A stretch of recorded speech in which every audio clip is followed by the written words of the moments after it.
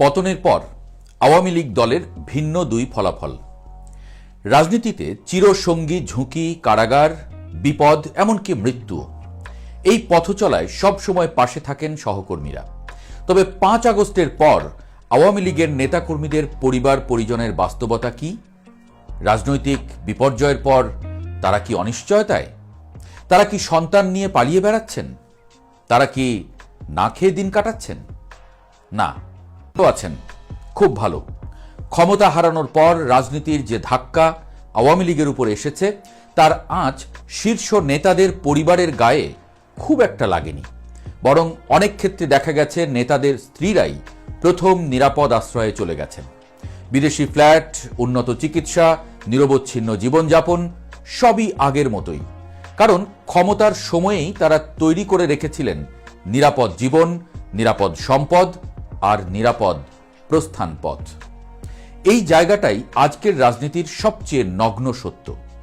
ওবায়দুল কাদের, আওয়ামী লীগের সাধারণ সম্পাদক, রাজনীতির মাঠে যিনি একসময় সবচেয়ে ক্ষমতাধর মুখ ছিলেন, তার স্ত্রীকে নিয়ে তিনি বর্তমানে ভারতের কলকাতার অভিজাত এলাকা রাজারহাট নিউ টাউনে অবস্থান করছেন বলে আওয়ামী লীগের একটি সূত্র জানিয়েছে। ডিএলএফ নিউ টাউন হাইটস প্লাজার একটি ফ্ল্যাট বলা যায় বাংলাদেশের গুলশান বনানী, আর ওখানেই তারা থাকছেন। সবচেয়ে গুরুত্বপূর্ণ তথ্যটা হলো খরচ তিনি নিজে বহন করছেন না। তার নিরাপত্তা, ফ্ল্যাটের ভাড়া, খাওয়া দাওয়া, চিকিৎসা সহ যাবতীয় খরচ বহন করছেন ফেনী ২ আসনের সাবেক এমপি নিজামুদ্দিন হাজারী। অর্থাৎ ক্ষমতা হারালেও দলের শীর্ষ নেতার স্ত্রীর জীবনমান ধরে রাখার জন্য ভেতরে ভেতরে এখনো অর্থের সাপ্লাই লাইন সচল। এবার আসা যাক সাবেক আইসিটি প্রতিমন্ত্রী জুনাইদ আহমেদ পলকের স্ত্রী আরিফা জেসমিন কণিকার কথায়।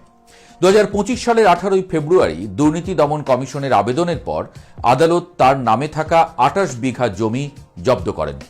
একই সঙ্গে ১৯টি ব্যাংক হিসাব অবরুদ্ধ করা হয়। বিদেশ যাত্রায় নিষেধাজ্ঞাও দেওয়া হয়। এই তথ্যগুলো একাই বলে দেয় ক্ষমতার সময় এই পরিবারের হাতে কত সম্পদ। কাগজে কলমে তিনি এখন আর্থিকভাবে চাপে, কিন্তু বাস্তব চিত্র আরও জটিল। সামাজিক যোগাযোগ মাধ্যম এবং অনানুষ্ঠানিক সূত্রে দাবি, নিষেধাজ্ঞা থাকা সত্ত্বেও তিনি বর্তমানে ইংল্যান্ডে অবস্থান করছেন। সাবেক পররাষ্ট্রমন্ত্রী হাসান মাহমুদের স্ত্রী নুরান ফাতেমার জীবনও বিপর্যস্ত হয়নি।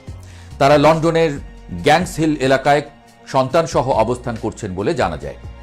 যুক্তরাজ্যের মতো দেশে পরিবার নিয়ে থাকা মানে শুধু নিরাপত্তা নয়, এটা আর্থিক সক্ষমতারও প্রকাশ। সেখানে চিকিৎসা, শিক্ষা, বাসস্থান সবই ব্যয়বহুল। এরপর আছে শেখ হাসিনার দীর্ঘদিনের আস্থাভাজন জাহাঙ্গীর কবির নানক। তার স্ত্রী সৈয়দা আরজুমান নার্গিসের সম্পদের হিসাব ২০১৪ সালের পর উল্লেখযোগ্যভাবে বেড়েছে, এমন তথ্য বিভিন্ন নথি এবং আলোচনায় উঠে এসেছে। দেশত্যাগে নিষেধাজ্ঞার কথা থাকলেও তারা বর্তমানে ভারতে অবস্থান করছেন বলে একাধিক সূত্র দাবি করছে। শেখ পরিবারের সদস্যদের স্ত্রীরা তো আরও এক ধাপে গিয়ে।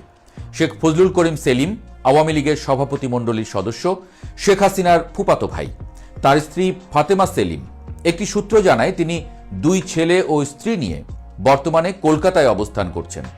শেখ পরিবারের সদস্য হওয়া মানেই রাজনৈতিক ঝুঁকির পাশাপাশি অর্থনৈতিক নিরাপত্তারও নিশ্চয়তা, এই ধারণা নতুন নয়।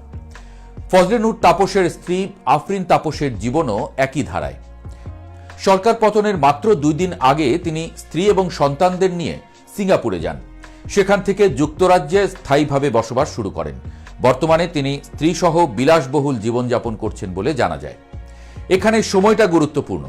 সরকার পতনের ঠিক আগেই দেশ ছাড়া মানে সবকিছু আগেভাগেই প্রস্তুত ছিল। এইসব উদাহরণ একসঙ্গে দাঁড় করালে একটি পরিষ্কার চিত্র পাওয়া যায়। আওয়ামী লীগের শীর্ষ নেতাদের স্ত্রীরা রাজনৈতিক বিপর্যয়ের শিকার নন, বরং তারা ক্ষমতার সময় সঞ্চিত সম্পদের উপর ভর করে আজও নিরাপদ, স্বচ্ছন্দ জীবন কাটাচ্ছেন। এখন এই ছবির পাশে দাঁড় করানো যাক তৃণমূল কর্মীদের স্ত্রীদের। একজন কর্মী জেলে গেলে তার স্ত্রীকে কে নিরাপত্তা দেয়? তার খরচ কে বহন করে? তার সন্তানের খাবার কে দেয়? উত্তর, কেউ না। একই দলের তৃণমূল কর্মীদের স্ত্রীদের গল্প শুরু হয় ভয় দিয়ে, শেষ হয় লাশে। সেই কারণেই একজন তৃণমূল কর্মীর স্ত্রী সন্তান সহ আত্মহত্যা করেন। এই মৃত্যু কোনো বিচ্ছিন্ন ঘটনা কিন্তু নয়, এটা সেই ব্যবস্থার ফল যেখানে সম্পদ ও নিরাপত্তা কেবল ওপরের স্তরের জন্য বরাদ্দ। ক্ষমতায় থাকার সময় মন্ত্রী এমপিদের ব্যাংক ব্যালেন্স যেভাবে ফুলে ফেঁপে উঠেছে, হাজার হাজার কোটি টাকার সম্পদের পাহাড় যেভাবে তৈরি হয়েছে, সেই পাহাড়ের ছায়া কখনো তৃণমূলের ঘরে পড়েনি, বরং সেই ছায়াই আজ তাদের জীবনকে অন্ধকার করেছে। এই প্রশ্নটাই এখন ইতিহাস করবে। নেতাদের স্ত্রীরা নিরাপদ থাকবেন আর কর্মীদের স্ত্রীরা মরবেন। এই রাজনীতি শেষ পর্যন্ত কার জন্য ছিল?